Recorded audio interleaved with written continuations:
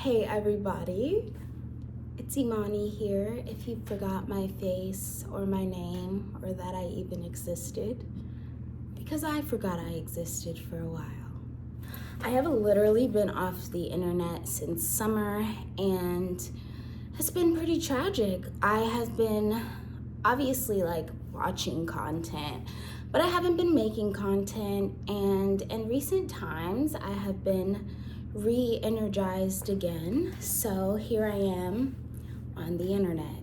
So I am bringing a new series that is so long overdue. It has been in my mind for ages, but I've just been so busy doing nonsense. Nonsense. So now I am bringing the series College Archive. So I'm not sure if people know, but I'll fill you in if you don't know me in real life. I am in college at FIT. I have been trying to go to college for literally 10 years. It's been such a amazing and triumphant story, but I am finally in my senior year. Literally, something that is 4 years took me 10 years to do. But as you'll watch me or get to know me, you'll learn more about that actual journey. But summer till now. So this semester was one of the first semesters I jam-packed my schedule with classes. I knew I was going into my senior year, so I wanted to be really smart and really focused. So I took 6 classes this semester, and I am still working on a business and a human being. So I sadly stopped working on content, stopped focusing on being creative, and really just put my head down and was focusing on getting good grades. I mean, I'm making that face. It really was a good semester, but yes, I was focusing on getting good grades. During this semester, I've learned so much. I've also been developing in my own personality and my own life. It's been a really exciting roller coaster. I think I'm finally coming up from a dark point, not dark in a bad way, but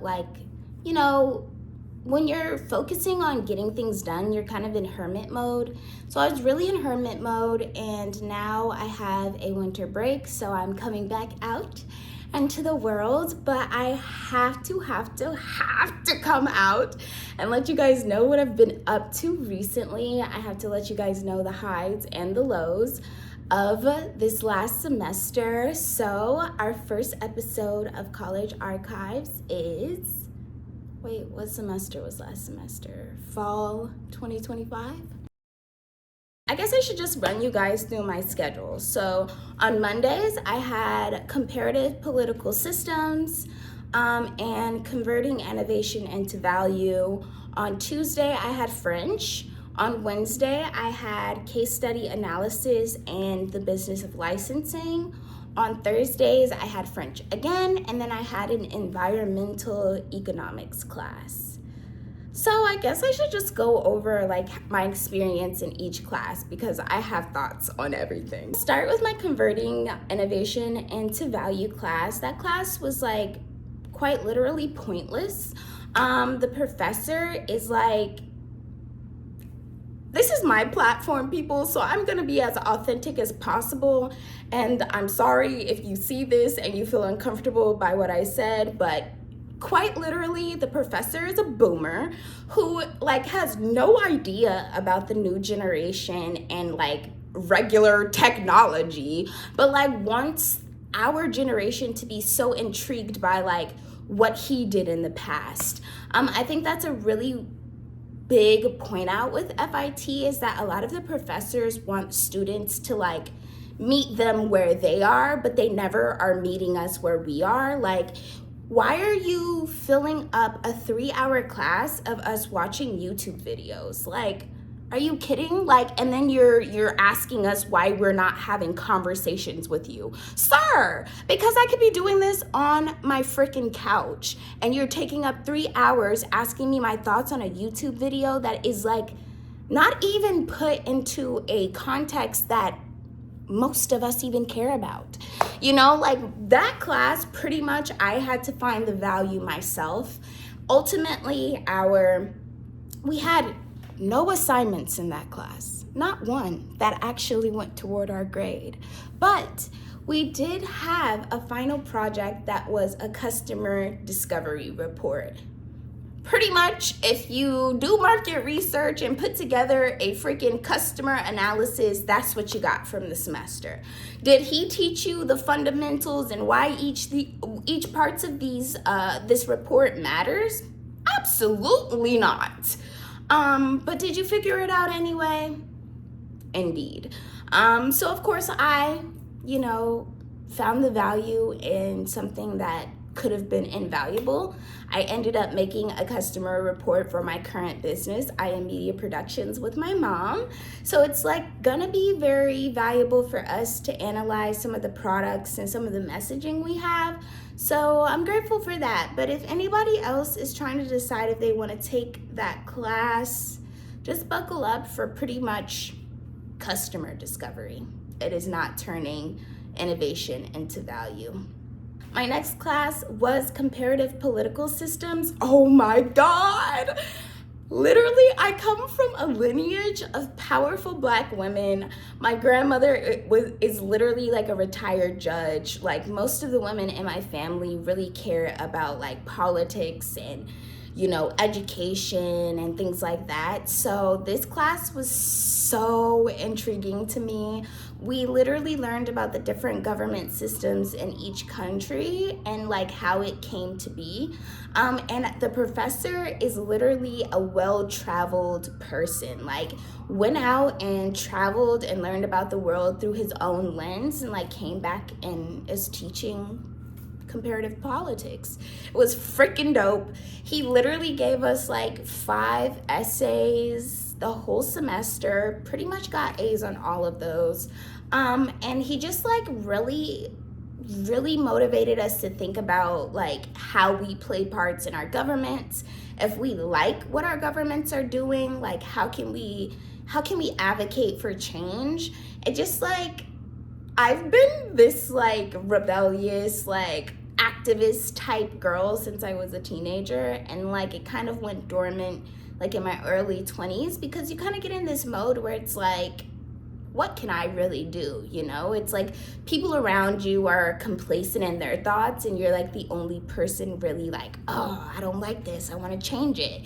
So it kind of like dims your light, dims your fire. And I think that's what happened to me. And this class like literally reignited it all on my lonesome. Like I don't need anybody else to be on this bandwagon. Like I just know what I stand for and what I don't. And if you go to FIT and like anything about politics, it is such an intriguing class. Yeah, I don't think I should name the professors in this video just because like I'm giving my authentic opinion. So I hope if you take a professor that I didn't take is as interesting. But yeah, that class, chef's kiss. French, which was just like, wow, I hadn't taken French since, I don't even know, 2018, like last year of high school, maybe actually. So like 2016, and like seeing French again for the first time in 10 years, it was like such an interesting experience to like relearn a language you kind of are already familiar with, but then like learn at the level that you've like asked to learn at. So now in this semester, I was in French 2. So like 10 years of not speaking French. Now I'm on the 2 level. We're learning things like how to say things in the past and the future. It was intense, but it was like such an amazing experience because for me, I am gonna go ahead and give a disclaimer. I am very into astrology. If you have not watched my 25 questions with the styled oracle, you definitely should. But my rising sign and moon sign is Scorpio, and I am so into transformation, like things that make me feel uncomfortable that then like teach me something or like, you know, increase the knowledge I have. I am like into it. So it was such an uncomfortable experience the entire semester, but like being done with it now, I'm like, okay, girl, period. You know, I will not be speaking French in France, but it's okay. I did a whole French expose in French. So I spoke about the Cannes Film Festival in French in front of a class of like 15 people. I literally had quizzes every week. Like I could write a mean French paragraph, okay? But can I speak it? No. But coming soon. My Wednesday class, case study analysis. Oh, another amazing class I really liked. Yeah, it was about like analyzing business models and really deciding if the business model is profitable or not. And once again, literally working on my current business, like that was such an amazing class to really like, first of all, think about if you are a small business, like do you even have a business model? And then two, like how are you determining if this business model is profitable or not? And then we took a lot of the class like cultivating ideas to make business models more profitable, which was so cool to me. I am such a like strategist at heart. I love creative thinking. I love like problem solving. So that class was right up my alley. I was saying this to my classmates and they were like, girl, what? But like, I do wish there was more math because like, theoretically, like coming up with business ideas that are more profitable is great, but like I actually want to calculate that and like put it in an Excel sheet and be like, this is the actual monetary number that we could be capitalizing on. So that might be some like outside research type of stuff, but I do wish it had more math involved, but it was really good. Our final project was a group project. So my group was so dope, like a bunch of entrepreneurs. It was such a like creative and like free group. So I had a lot of fun. I also think that our project was really interesting. We did Lululemon, literally just from Wham Whammy, like insert song, Lululemon, like literally. The only reason why we did that brand. But it was fun. Like it was really cool to see like what they were doing, how to analyze this business, how to make an actual recommendation, how to get really concise and really specific. Another logical class that I loved. Next class on Wednesday was the business of licensing. I really had a completely different mindset on what licensing was gonna be, but after learning, I'm glad I know what it is, but do I want to be in the licensing business? Not really. Pretty much you're just like buying an IP that already exists and making product based on like your own creative thinking, but like not really, because you still have to follow these parameters that the brand gives you, but it's a way for you to kind of like make entry money if you don't want to really be like create a whole new IP and create a brand new brand. So it's like something to think about, but it's not something I'm per se interested in. It is something that some other brands should do. I did a couple of projects on Telfar and Pierre Moss. My first recommendation for Telfar was to actually license out shoes. I think that would be such a dope idea. They have already done like collabs with Uggs and Timberland, and their shoes like go so hard, and that's like they call in the licensing world a white space. So I think Telfar licensing shoes would be pretty dope. So Pierre Moss, I propose licensing a lighting line. That sounds so weird, but like, yeah, it's like table lamps and floor lamps and architectural lighting fixtures. A lighting fixture proposal. Yeah, something like that, child. And so yeah, I proposed that. I'm gonna be posting all of this stuff I've been doing over this semester onto my LinkedIn and my Substack. So if you are not following, you should follow. I'll put the links and all the information in the bio.